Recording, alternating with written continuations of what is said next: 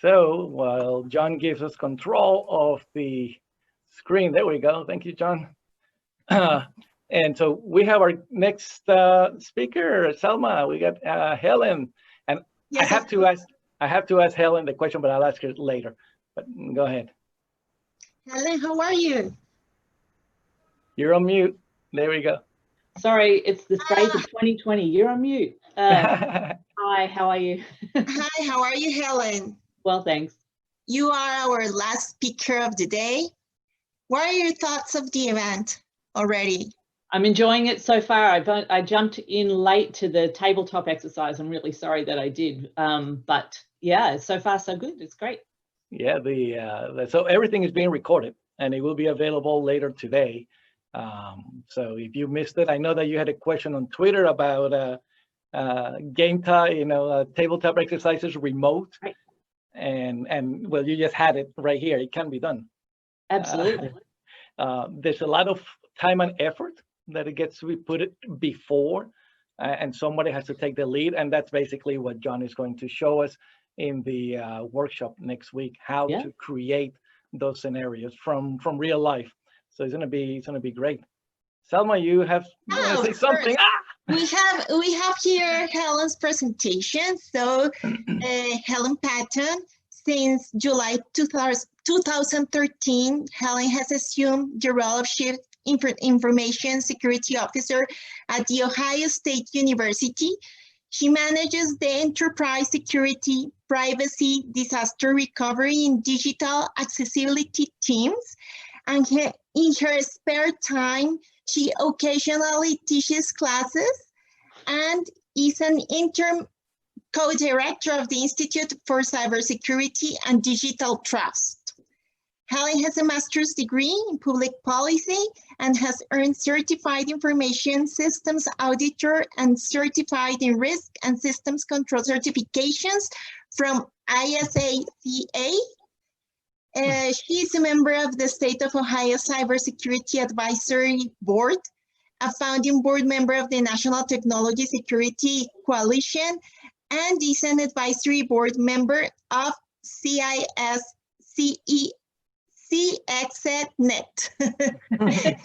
Sorry. Helen, thank you so much for being with us. And I have this curious question to you before you start. Someone told me you hang out with Henry Rollins, the celebrity. How was that experience? The experience itself was fine. I'm embarrassed to say that I didn't know how big a deal it was while I was doing the podcast with him. And it wasn't until afterwards where I'm like, so I did this podcast with this guy whose name's Henry Rollins, and people are like, what? I'm like, what? So I should apologize to him because I guess I should have been more in awe, and I wasn't. It was great. It was fun. Thank you for sharing. So Selma, here's a quick thing about Helen. Quick little note. So Helen, I invited her to come with us to Cartagena last year. She would have been there with mojitos with Mike and Wendy and Liz and Andrea, but for work she couldn't make it. But later she confided in me that I could have made it. I am so disappointed that I wasn't able to be there. So next time. Next time, definitely. Yeah, it was a great event. So yeah, we'll get to bring Helen to Colombia, to Cartagena, hopefully next year. Not this year because COVID messed everything up. And but next year, definitely. Hopefully, we can count with your presence. You're very welcome here, Helen. So now the stage is yours. Welcome to Tactical Ed. Thank you very much. I am going to share my screen. Yes, you have. And please tell me that you can see my screen. Yes. Okay. Let's do this. How's that? You seeing everything you need to see? Yes. Perfect. Perfect. Thank you. Okay. So I wanted to talk to everybody today about insider threat and insider threat programs. And I want to start by saying I don't think they're very good. So I would love to get people's feedback on what I talk about today, and I am happy if people want to throw questions or whatever to answer them. I subtitled it, "It isn't going to be pretty," because I don't think insider threat programs are particularly pretty at the moment, but I think there's value in doing them, but we will see. So you can't start a presentation without talking about what you're talking about. So I took the definition of what an insider threat is from the CISA.gov website, which is the US government's version of insider threat. You can imagine the US government's pretty concerned about insider threat. They have a series of insider threats that have resulted in breaches of data, and some of them being pretty high vis.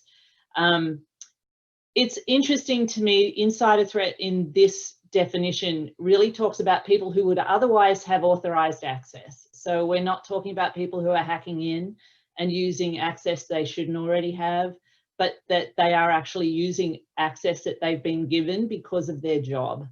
They also talk in this definition about people who wittingly or unwittingly do harm. So they intentionally or unintentionally do harm.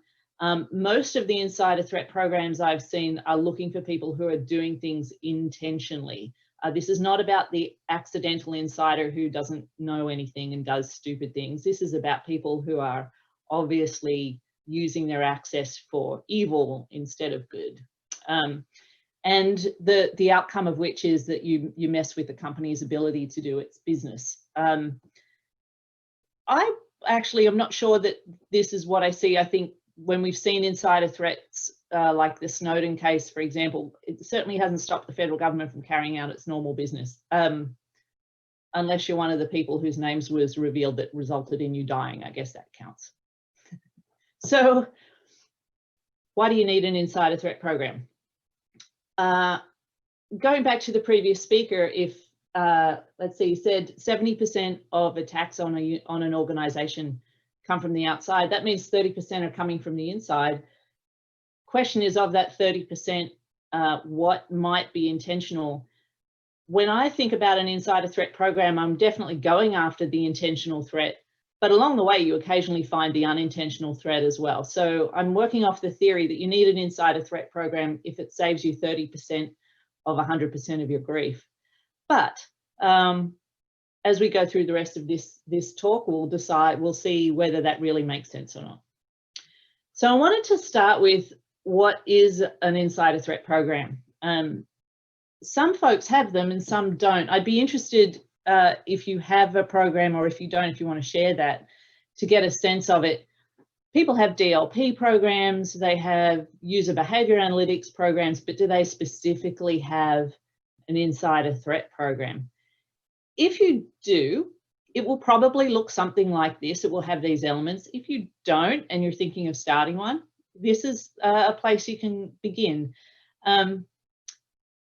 What you're looking at here is not anybody's particular view of an insider threat program. This is an amalgamation of a whole bunch of different groups that have said, hey, we know how to create an insider threat program, and this is what it should look like. So I wanted to go through what the elements of a program are. This is the boring part, and then we'll get into a case study of what we've done at Ohio State, and you can decide how close we are to hitting these items. So getting senior buy-in. I don't know of any security or compliance program that doesn't start with getting senior buy-in, having executive backing. Some of this means you've got it written into policy, and we'll talk about that in a little bit. But the real reason to get executive backing on an insider threat program is to cover your ass when you do something with the technology that you're using that offends somebody else in the company. You need to make sure that the executives know what you're doing. You need to ensure that they are supportive of what you're doing. And so it's not just the backing of, hey, I'm going to be monitoring folks, but what does it mean if you monitor and you find something? Are you willing to take action on it? Are they willing to take action on it? So getting senior buy-in is really important. Second thing about the executive backing is that you need to make sure that you all understand what the scope of the program is. Insider threat programs don't have to be for the entire organization. They may just be for a certain part of the organization. So again, making sure that you've got governance around what you're analyzing, who you're analyzing, what assets you're analyzing. So to get to that governance team, you've got to think about who you need on it. Definitely IT. IT is going to be a piece of it, but more importantly, when you're talking about an insider threat program, you want to be thinking about legal, HR, compliance, and pieces of the business. So you do need to have somebody who's part of the governance team who represents the non-tech, non-compliance, non-administrative part of your organization. So senior buy-in is important, and without it, you can't really go anywhere. So it's one of the first things you need.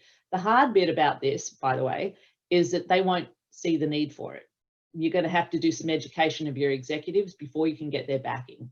And so that takes some time. So keep that in mind. Second thing, you need to know what it is you're trying to protect. Now, some of these assets are equipment or networks, and some of this is data. I could argue that ultimately you're talking about data, but if you're working for a company that is maybe an infrastructure company, a heating, cooling, power, electric grids, solar, nuclear energy kind of company, then it might well be the systems, not just the data. So as in all things security, you need to know what you care about, where they are, and who can have access to those things in a normal basis. To me, this is motherhood and apple pie. This is something that should be part of any security organization, any security program, not just insider threat. But when you're thinking about insider threat, perhaps you're really talking about the main crown jewels of your organization, and that's what you're trying to protect. Maybe. Will depend on your organization. We'll talk about that in a little bit too. You need to make sure your policies support you doing what you need to do in the insider threat world. You need to be explicit. You need to be transparent. There have been companies that have rolled out insider threat programs in a very sort of shadowy way. They've done it without necessarily telling their employees they're doing it. They have done it even with only a small subset of executives being aware that it's happening. They haven't called it an insider threat program. They haven't called it even a kind of monitoring program. And it hasn't been particularly transparent. This goes a long way to building bad blood in your company, which leads to insiders who do silly things. So it's really important for the cultural health of your organization to be as upfront about what you're doing as you can be. Obviously, you can't tell them everything you're looking at, because if someone wants to be an insider, they're going to bypass those things. But you want to be as explicit and transparent as you can be that you do have a program, and that who governs the program and how it's going to be used. You've got to be able to balance with the employees of your organization, potentially with your customers or your contract partners, how much you trust them versus how much you suspect them. And it's okay to say we trust you, but we have to verify what you're doing. And that's all right too, but you've got to get your communications partners on board. So if you want to go back to who needs to be on the team, marketing and communications probably need to be on the team as well, so you can get your message across in an appropriate way. So as policies, yeah, monitoring things. Can you tell I'm not real thrilled about the opportunities available to us to monitor stuff? Now, this is not an invitation for every monitoring vendor who's on the conference to send me a LinkedIn message asking for half an hour of my time. The challenge with monitoring stuff, so far as I've been able to see, is that it doesn't take context into account as well as it could. So it can tell me in terms of volume, how much data is going somewhere, or where someone's authenticated from, or those kinds of things, whether a device has malware on it or not.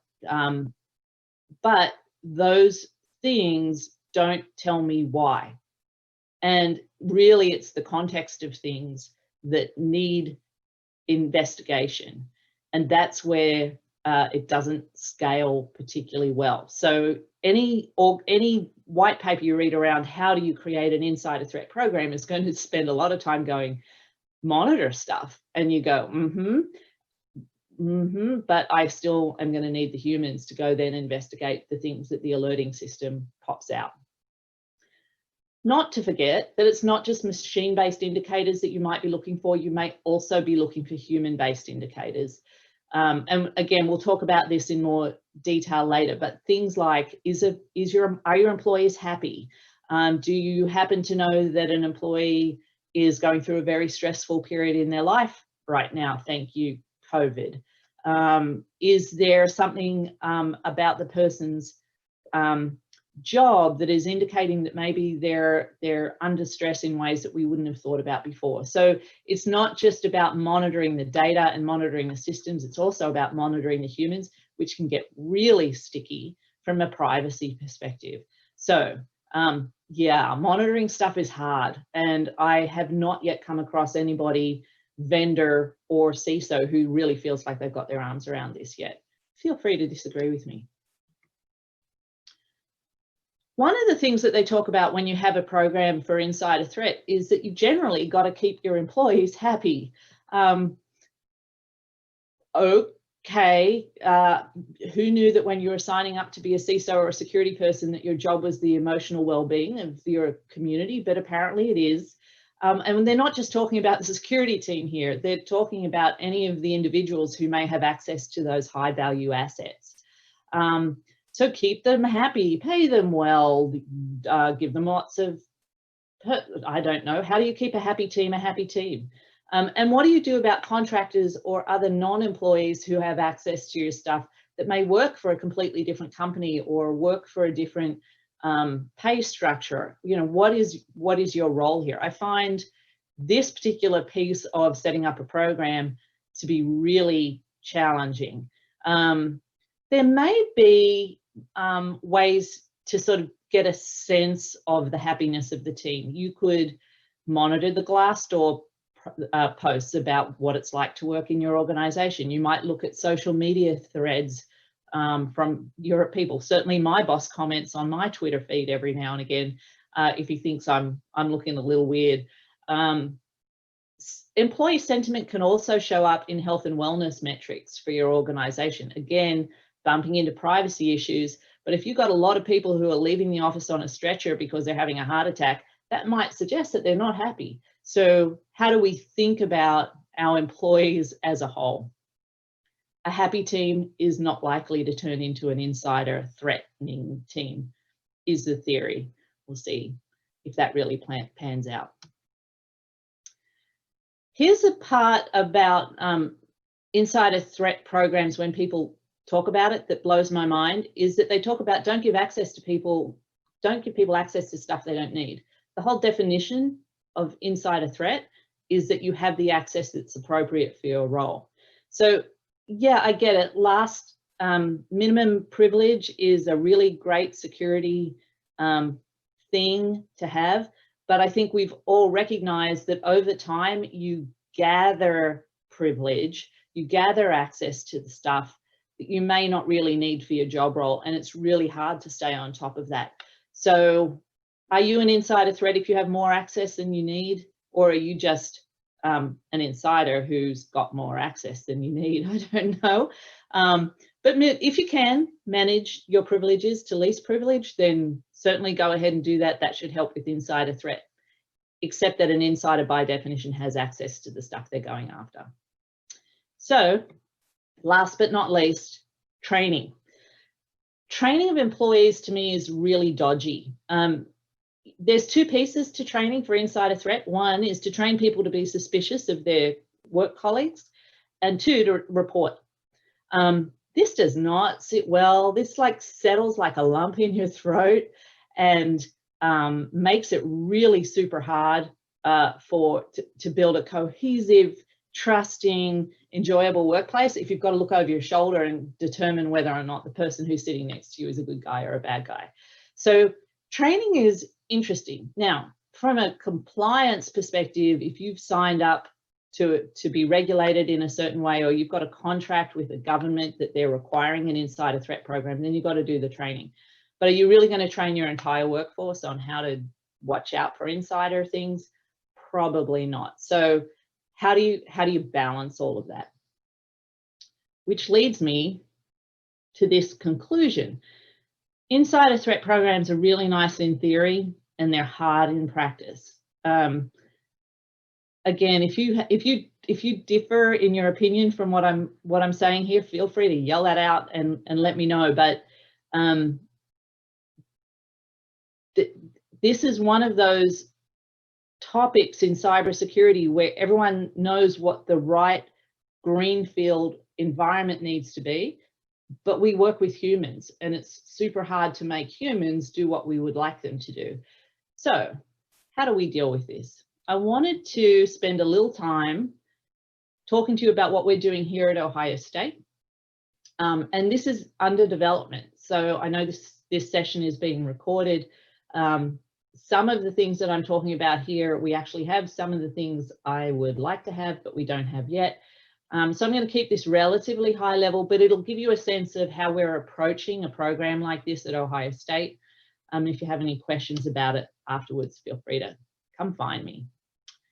So first of all, if you think back to that nice little star diagram, we think about defining the scope of this. And at Ohio State, we're not just talking about teachers and students, we're talking about researchers that have lots of access to pretty sensitive stuff. We have just highly visible people. Interestingly, this year, they just announced that our football season is cancelled. That means there's a whole bunch of people who are less visible than others.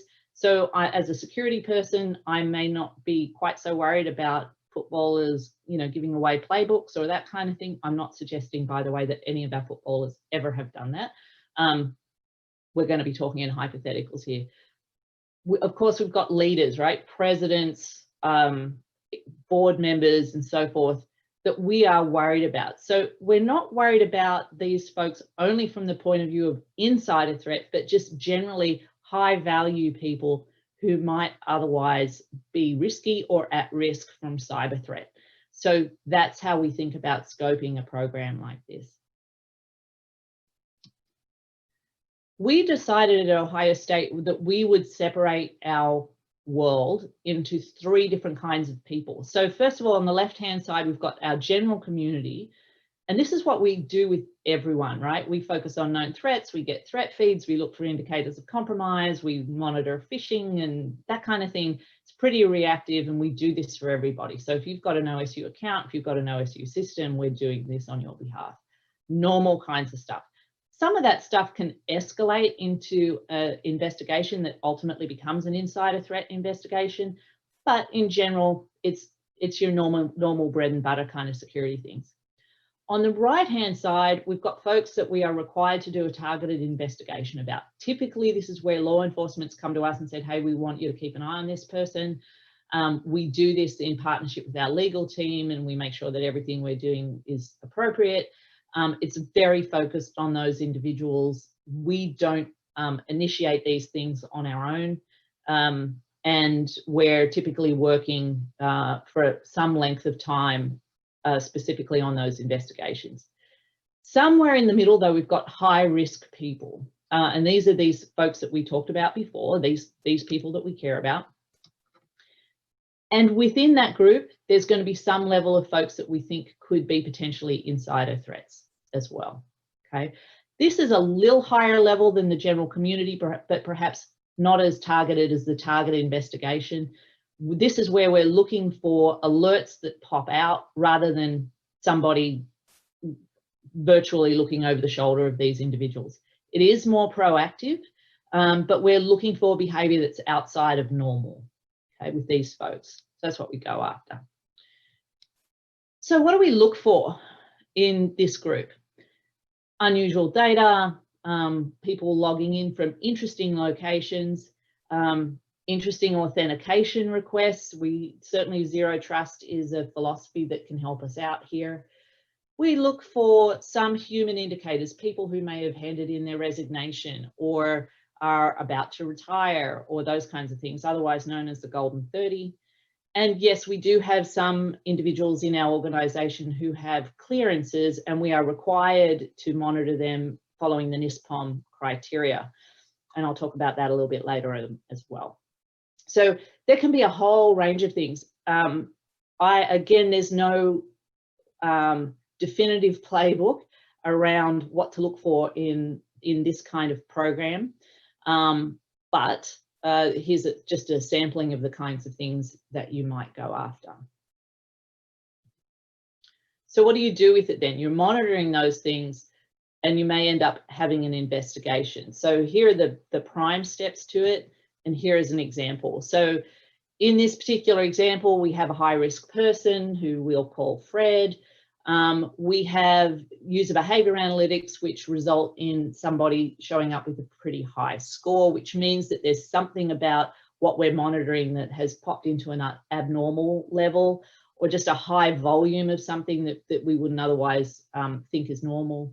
So our security analyst will go take a look at that, and we can take a look that the account might be compromised. It could be an insider. We're going to check our logs. We're going to look at abnormal activity from different sources or from strange devices.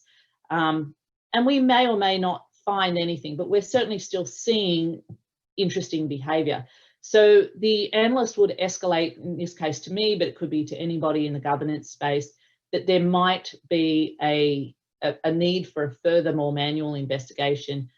The CISO engages with the governance group to make sure that this is appropriate to move forward, and we do that. As it turns out, in this particular hypothetical example, Fred's retiring, so he's just trying to clear out the data that he doesn't think he needs anymore, which could be a training opportunity for the employee or the employees in terms of what they are and what they're not allowed to take away with them when they retire.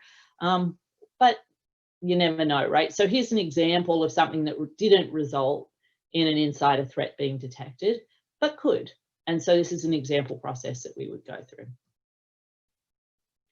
So when you have a program like an insider threat, you've got to be able to show the value of the threat program, and you've got to be able to measure it. Now, here's the challenge. Most of us are going to have a program like this and never actually detect an insider, or at least you hope, right? So if you're going to present the value of this program based on how many people you catch, you're measuring something you can't control. So you've got to look for other measures. So here again, some example measurements. How many individuals are being monitored? How many employees have been trained? Basic sort of operational things. How many alerts that led to incidents that led to investigations? You could be spending a lot of time in the alerting and incident space without that ultimately resulting in an investigation, or it may go to investigation. If there was actually something going on, mean time to detect, mean time to respond, normal kind of SecOps things. And as you're finding things, you're probably going to also find business processes or technology controls that could be improved. So one of the values of this program isn't that you determine and discover an insider. One of the values is indeed that you actually just improve the general program of security across your organization. So don't forget to note that as you're talking about the program. So what do I really struggle with insider programs, insider threat programs? Well, it's this. In order to do insider threat monitoring really well, you're introducing a new attack surface to your organization, whether that's through EDR tools, intrusion, endpoint detection and response tools, whether it's through user behavior analytics. You're collecting data about individuals that would be very interesting to actual external threat actors. So your insider threat program is creating an increased risk of external threat. So I worry about that. Secondly, the tools that you need to use in order to manage an insider threat program are really intrusive, and you've got to be able to trust your security teams. So there have been incidents of security teams who have gone rogue and have indeed been themselves their own insider threats. So who's watching them? How do you make sure that those individuals are doing the right things the right way? You can't have people watching people watching people watching people unless you've got an unlimited budget, and most of us don't. So how do we manage that? So, you know, from an insider threat program perspective, I think there's some limited value in terms of the overall security profile of your organization. but it has to be balanced with how much additional threat and risk that you're applying to your organization in order to have that program. So how useful are they really? Can you tell by the image of the dumpster fire that I'm sort of on the fence on this one? I don't know if they're that useful. Talk to the federal government in the US about, again, Snowden's or Manning's or those kinds of things. Maybe they would find them to be useful. Maybe not, given that those individuals were able to do what they did irrespective of having a insider threat program. How useful are they really? So I continue to poke on this question on Twitter and other social media. And I asked this question the other day: has anyone mapped the MITRE attack framework to insider threat? No, the answer is no, by the way. No one seems to have done it. Quite rightly, someone pointed out that the MITRE attack framework is not about the intent, but about the vectors people use, and I get that too, but I think there is not yet a framework that we can use or a set of tools that we can use that's going to help us manage this well and consistently from organization to organization. So what can you do about it? First of all, to the issue of you're introducing a new threat vector to the organization, restrict those tools to really small teams. So I think there is something to be said for least privilege when it comes to the security teams and the things that they're using to do their job. So make sure that those things are really well restricted, number one.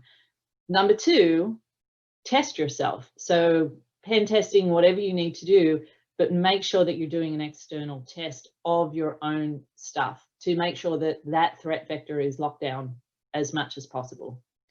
And the third, and this is again harder for some CISOs to take advantage of, if there's going to be an insider threat, if there's going to be an insider who's threatening, chances are that there's going to be a business process that they're going to use to steal the data or modify the system or whatever it is that they're going to do. Focus on the processes they use to do their jobs and make sure that those processes are as mitigated for threat as possible before you start throwing tools at it. So that's a hard one for a technology-based security organization to really push, but it's an important one. So recommend that you think about that as well. Lastly, before I open it back up to Ed and Salma to ask me any questions or whatever, some resources. The Cert Guide to Insider Threat, you can find these on your favorite Amazon bookstore, is a pretty good one, pretty comprehensive one about how to think about insider threat management.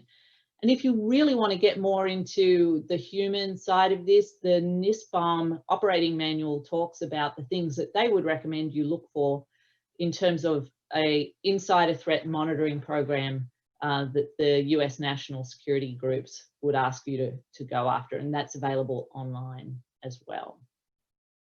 So with that, I will open it back up to Edgar and Salma to let me know what you think.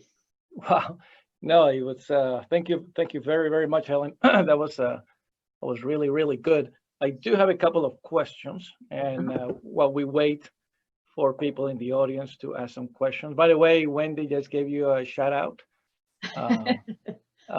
She said, "We love you, Helen." Yeah, I just want a fedora and then I'll be fine. My yeah, will be complete. That's good. The fedora and the earrings, all made in Colombia. One of your slides, it said, "You are what you measure." Yeah. How long does it take to design this aspect of the program? It never ends. For me, metrics and measurement is always more of an art than a science, and it's something that you're continuing to refine. You'll find as you're maturing the program, basic things like the number of people monitored and the number of people trained will be interesting to your governance groups and so forth. And then after a while, it just becomes less interesting and less relevant. You get into more detailed metrics after that. So, you know, getting into alerting and numbers are fine. The story of what you're seeing and the kinds of alerts you have, the kinds of incidents you have and so forth are much more meaningful as you get into the program. The challenge with a program like this is that you can't talk about it too much, because if you start talking about what your tactics are, then you're sort of giving away the farm, right? So you've got to be able to abstract what you're learning and how, so you can demonstrate the value of the program without giving the nuts and bolts of the program. And that's a real balancing act, and it's hard to do. And some of that will depend on the culture of your company. If you've got a, like in higher ed, you know, our job is to share data with the world. So people are like, why are you keeping this a secret? You should tell everybody. And if you're in finance, they're like, no, you have to kill your firstborn child if you tell somebody this story. So somewhere in there, you've got to work out what the cultural tolerance is for your particular organization. And you're going to, over time, as you mature the program, change the metrics. So this is just a really basic example of metrics. That's good. And are the number of metrics that you design, how do they relate to the human resources? Somebody has to collect this and analyze it. I'm assuming the more metrics you have, the more resources you will need. So how do you balance that? That's my assumption. I could be completely. Yeah, well, it's, you know, it's the curse of any security program in any part of discipline, right? The more you look, the more you find. The more you find, the more you got to remediate. The more you got to remediate, the more resources you need. So until we can get to that magical unicorn that is artificial intelligence, machine learning, and whatever other buzzwords you want to use, you're going to start small and you're going to grow in terms of headcount. And then at some point you hit a level where you can start automating more of that, and it comes down. I think, you know, how easy this is to automate also depends on the complexity of your organization. If you work for a company that does sort of one main thing, then you can automate a lot faster than if you're in an organization that does lots of many different kinds of things, because, you know, everything's a new special butterfly that you've got to design around. And so yeah, metrics is a necessary part of the job, but for this particular program, they're really challenging, actually. Yeah, I bet. Wendy Nather has a question, of course.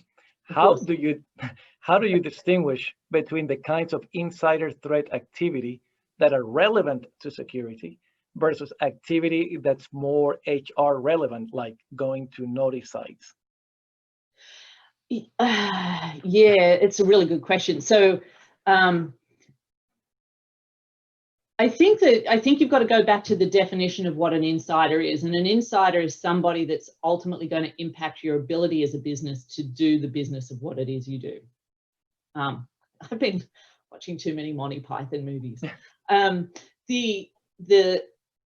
You know, having an employee that goes and looks at an adult site, for example, might be against your company culture and so forth, but it doesn't necessarily stop you doing business. If you've got somebody who walks off with the trade secrets or the special artificial intelligence algorithm that your company's lifeblood is dependent on, that's a whole different ball of wax. Now, if you're an organization that relies tremendously on your on the reputation of the organization from a moral perspective, then having someone surf porn online is awful, right? So you've got to sort of look at what it is, the business that you're in, and to work out what's truly relevant.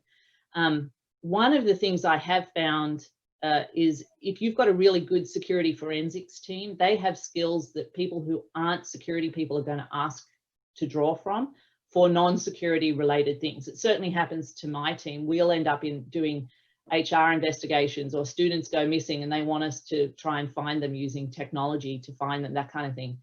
And we're happy to help in those kinds of areas. But I would go back to the point I made, that the first thing you've got to do is look at your business processes and see if you can lock down your business process. If your business processes are going to allow people to go and look at stupid websites, which could cause an accidental insider threat, not necessarily a malicious one, right, then the answer isn't to monitor people more for that. The answer is to change that business process so that they can't go there in the first place, or whatever. So yeah, it's really challenging. And And this is the kind of thing that will keep us employed for many centuries, I'm guessing. Yeah, no, especially I like the way that you said accidental insider threat. I mean, I love that one because yeah, they're always waiting out there. In the next slide, I believe, is who's watching the watchers. Yeah. That one. So I know that we have Dr. Andrea Little Limbago joining us on Friday. To me, she's like the authority on privacy. And so my question has to do with that. How do you deal with monitoring insider threats and balance that with privacy concerns? Because right, you have to look at the traffic somehow, analyze it. At what point did these two actually start to merge and you have to like back off? Yeah. So to me, the privacy principles that apply in this case is that you're giving people as much autonomy over what we do with their data as you can, and that you're transparent about that. So if you're going to put data to a certain use, you need to be clear to your community that you're putting the data to that use. So this is where the issues of policy really come into play. So if you've got a policy that says you only use work machines for work purposes, then if you're going to do personal stuff on those machines, then there's not a privacy element to that. Now, I know the concept of privacy also varies by country. I'm fully aware of that.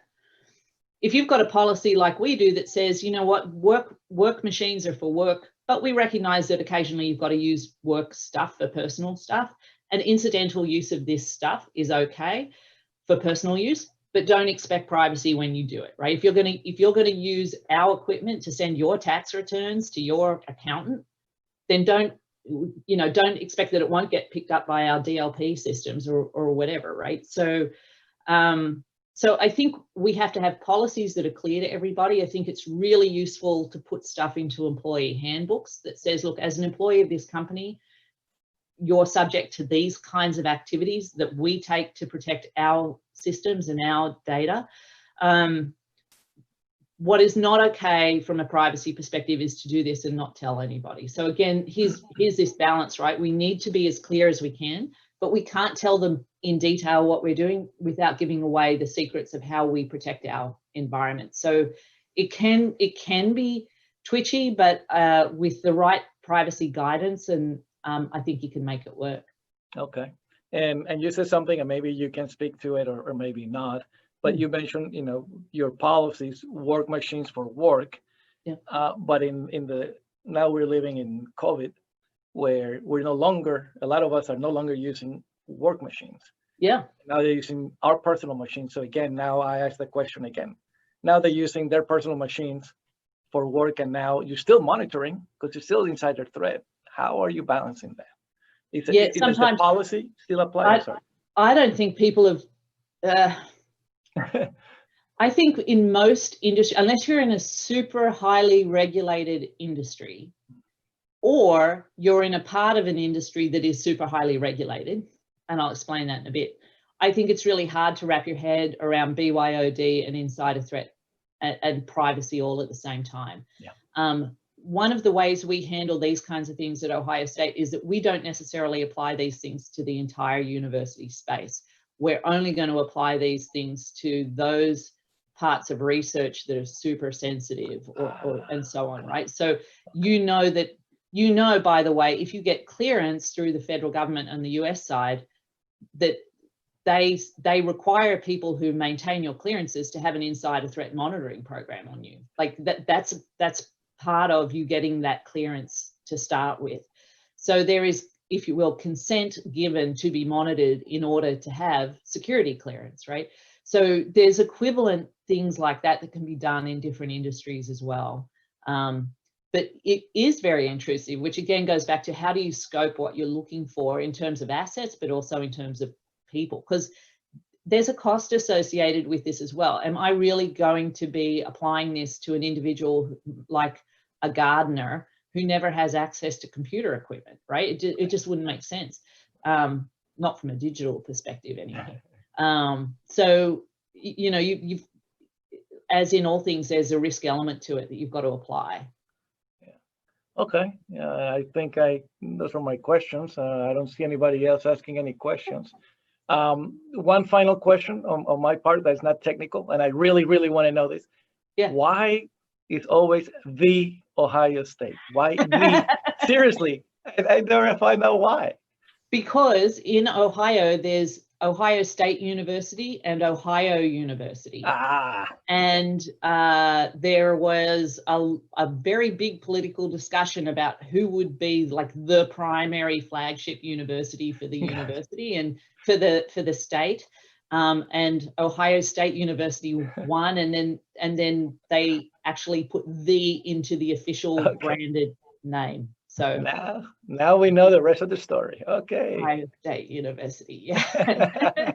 All right. Well, and they announced today, by the way, that we are not having a football season this year. So this is the year that you find out that Ohio State is more than football.